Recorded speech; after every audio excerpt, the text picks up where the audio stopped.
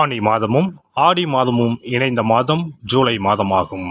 சூரிய பகவான் மிதுன ராசியிலும் கடக ராசியிலும் பயணம் செய்யும் மாதம் இதுவாகும். ஆனி மாதத்தில் நடராஜருக்கு திருமஞ்சனமும், ஆடி மாதம் வரும் அமாவாசை முன்னோர்களுக்கு திதி கொடுக்க சிறந்த நாளாகவும் உள்ளது. அம்மனின் அருளை பெறுவதற்கு உரிய ஆடி மாதம் இந்த ஜூலை மாதத்தில்தான் பிறக்கிறது. இம்மாத கிரக நிலைகளை பார்க்கும்போது மேசராசியில் செவ்வாய் மற்றும் சந்திரனின் சஞ்சாரம் உள்ளது.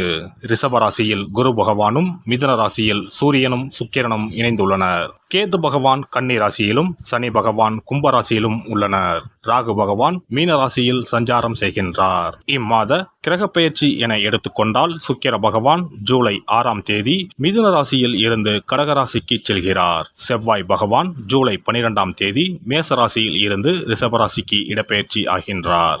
ஏற்கனவே ரிஷபத்தில் சஞ்சாரிக்கும் குரு பகவானுடன் செவ்வாய் பகவான் இணைந்து குருமங்கள யோகத்தை உண்டாக்குகிறார். அதே சமயம் இந்த ஜூலை மாதம் 16ஆம் தேதி இரவு 17ஆம் தேதி அதிகாலையில் சூரிய பகவான் மிதுன ராசியில் இருந்து பயிற்சியாகி கடகராசியில் சஞ்சாரம் செய்கின்றார். இது ஆடி தமிழ் மாத பிறப்பை குறிக்கும். ஜூலை 19ஆம் தேதி புதன் பகவான் கடகராசியில் இருந்து சிம்ம ராசிக்கு பயிற்சியாகின்றார். சுக்கிர பகவான் ஜூலை 31ஆம் தேதி சிம்ம ராசிக்கு பயிற்சியாகின்றார். சந்திர பகவான் ஜூலை 1ஆம் தேதி அஸ்வினி நட்சத்திரம் மேசராசியில் இருந்து தன் பயணத்தை ஆரம்பிக்கிறார். இந்த கிரக பயிற்சி மற்றும் சஞ்சாரத்தால் உங்கள் வாழ்வில் ஏற்படக்கூடிய சுப மற்றும் அசுப பலன்கள் என்ன என்பதனை பற்றி காண்போம். உங்கள் வாழ்வில் வளமும் நலமும் செல்வ செழிப்பும் பெற்று வாழ்வில் உயரிய நிலையை அடைய எல்லாம் வல்ல எம்பெருமானை வேண்டி விரும்பி கேட்டுக்கொள்கிறேன். மீனராசி அன்பர்களே, இம்மாதம் பொருள் சேர்க்கை உண்டாகும். விருந்து நிகழ்ச்சிகளில் கலந்து கொள்வீர்கள்.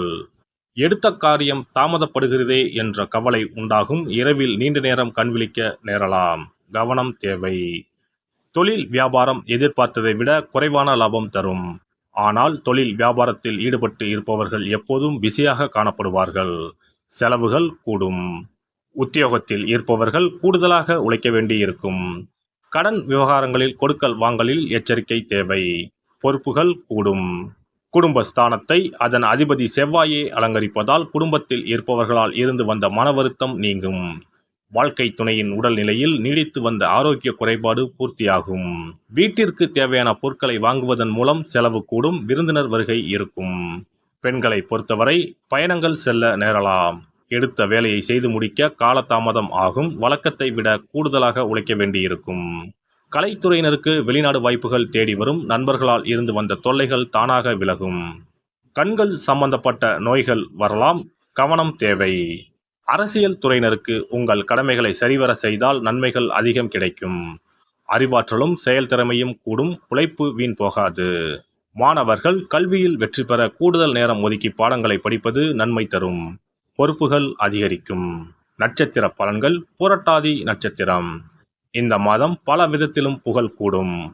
மற்றவர்கள் பிரச்சனைகளில் வாதாடி வெற்றி பெறுவீர்கள். தொழில் வியாபாரத்தில் இருந்த போட்டிகள் விலகும். பழைய பாக்கிகள் வசூலாகும். வியாபாரம் விரிவாக்கம் செய்ய தேவையான பண உதவி கிடைக்கும். உத்தியோகத்தில் இருப்பவர்களுக்கு நிலுவையில் இருந்த பணம் வந்து சேரும். மேல் அதிகாரிகளின் உதவிகள் கிடைக்கும். சக ஊழியர்கள் மத்தியில் இருந்த எதிர்ப்புகள் விலகும். உத்திரட்டாதி நட்சத்திரம். இந்த மாதம் குடும்பத்தில் மகிழ்ச்சி நிலவும். உறவினர்கள் வருகை இருக்கும். திருமணம் போன்ற சுபகாரியம் நடக்கும். நிலம் வீடு மூலம் லாபம் கிடைக்கும். கணவன் மனைவிக்கு இடையே நெருக்கம் அதிகரிக்கும். சுவையான உணவு கிடைக்கும். மனோபலம் கூடும். ரேவதி நட்சத்திரம். இந்த மாதம் புதிய நபர்கள் அறிமுகமும் அவர்களால் உதவியும் கிடைக்கும். எதிலும் எச்சரிக்கை தேவை. பயணம் செல்ல வேண்டி இருக்கும். வீண் அலைச்சல் உண்டாகும். எதிர்பார்த்த காரியம் வெற்றிகரமாக நடந்து முடியும். பணவரத்து இருக்கும். எதிர்பார்த்த உதவியும் கிடைக்கும். நவக்கிரக குருவை வியாழக்கிழமையில் வணங்கி வர வாழ்க்கையில் முன்னேற்றம் உண்டாகும். மன அமைதி ஏற்படும். குல தெய்வத்தையும் இஷ்ட தெய்வத்தையும் ஒரே நாளில் சென்று தரிசித்து வாருங்கள். காரியங்களில் இருந்த தடைகள் விலகும். தொழில் வியாபாரம் சிறப்பாக நடைபெறும். சிறப்பு தொகுப்பு. ஒரு வெற்றிலை இருந்தால் உங்கள் துன்பங்களில் இருந்து விடுபட முடியும் என்றால் நம்ப முடிகிறதா? ஆம், உங்கள் ராசிக்கும் வெற்றிலை பரிகாரம் இருக்கிறது. அவற்றிற்கான வழிபாட்டு முறைகள் பற்றி காண்போம். பண்டிகை, திருவிழா, வீட்டில் விசேஷம் என்றால் வெற்றிலை பாக்கு வைத்து உறவினர்களை அழைப்பது வழக்கம். வெற்றிலையும் பாக்கும் மகாலட்சுமியின் அம்சங்களாகும். 12 ராசிக்காரர்களுக்கும் வெற்றிலையின் மூலம் பரிகாரம் செய்ய கவலைகள் தீரும் என்பது நம்பிக்கை. வெற்றிலையின் நுனியில் லட்சுமியும், நடுவில் சரஸ்வதியும், காம்பில் பார்வதி தேவியும் வசிக்கின்றனர். மகாவிஷ்ணுவும், பிரம்மாவும், சிவனும், சுக்கிரனும் கூட வெற்றிலையில் வாசம் செய்கின்றனர். எனவேதான் பூஜை மற்றும் திருமணம் சுபமாக நடக்க வேண்டும் என்பதற்காக வெற்றிலை பாக்கு படைக்கப்படுகிறது. துன்பம் விலக உங்க ராசியின்படி இந்த மாதிரி வெற்றிலை பரிகாரம் செய்யுங்கள். வெற்றிலை பரிகாரத்தில் எல்லோரும் ஒரே மாதிரியான பரிகாரத்தை செய்தால் பலன் தராது. அவரவர் ராசிக்கு தகுந்தபடி சில இஷ்ட தெய்வங்களையும் சில கிரக தெய்வங்களையும் பொறுத்து உங்களுடைய பரிகாரத்தை மாற்றிக்கொள்ள வேண்டும். அப்போதுதான் உங்களுக்கு என்ன கஷ்டமோ அது சரியாக நீங்கி உங்களுக்கு நல்ல பலன்கள் கிடைக்கும். உங்களுடைய ராசியின்படி வெற்றிலையில் குறிப்பிட்ட கிழமையில் பரிகாரம் செய்தால் உங்கள் துன்பம் விலகும், பிரச்சனைகள் தீரும். மேசராசி அன்பர்கள் செவ்வாய்க்கிழமைகளில் வெற்றிலையில் மாம்பழம் வைத்து முருகப்பெருமானுக்கு நெய்வேத்தியம் செய்துவிட்டு அந்த பழத்தை உண்டால் அனைத்து கஷ்டங்களும் நீங்கும். ரிஷபராசி அன்பர்கள் செவ்வாய்தோறும் வெற்றிலையில் மிளகு வைத்து வழிபாடு நடத்தினால் துன்பங்கள் அனைத்தும் தீரும். மிதுன ராசி அன்பர்கள் புதன்கிழமைகளில் வெற்றிலையில் மிளகு வைத்து இஷ்ட தெய்வத்தை வழிபடவும். பின்னர் அதையே பிரசாதமாக சாப்பிட்டால் துன்பங்கள் எல்லாம் நீங்கும். கடகராசி அன்பர்கள் வெள்ளிக்கிழமை தோறும் வெற்றிலையில் மாதுளை பழத்தை வைத்து காளியை வழிபாடு செய்து பின்னர் அந்த மாதுளை பழத்தை சாப்பிட்டால் துன்பங்கள் நீங்கும். சிம்மராசி அன்பர்கள் வியாழக்கிழமைகளில் வெற்றிலையில் வாழைப்பழத்தை வைத்து இஷ்ட தெய்வத்தை வழிபடலாம். பின்னர் அந்த பழத்தை பிரசாதமாக உண்டால் கஷ்டங்கள் நீங்கும். கன்னிராசி அன்பர்கள் வியாழக்கிழமையில் வெற்றிலையோடு மிளகு வைத்து உங்கள் இஷ்ட தெய்வத்தை வணங்குங்கள். உங்கள் துன்பம் துயரம் எல்லாம் தீர்ந்துவிடும். துலாம் ராசி அன்பர்கள் வெற்றிலையில் கிராம்பு வைத்து உங்கள் இஷ்ட தெய்வங்களை வழிபட்ட பின் அதை உண்டால் அனைத்து துன்பங்களும் நீங்கும்.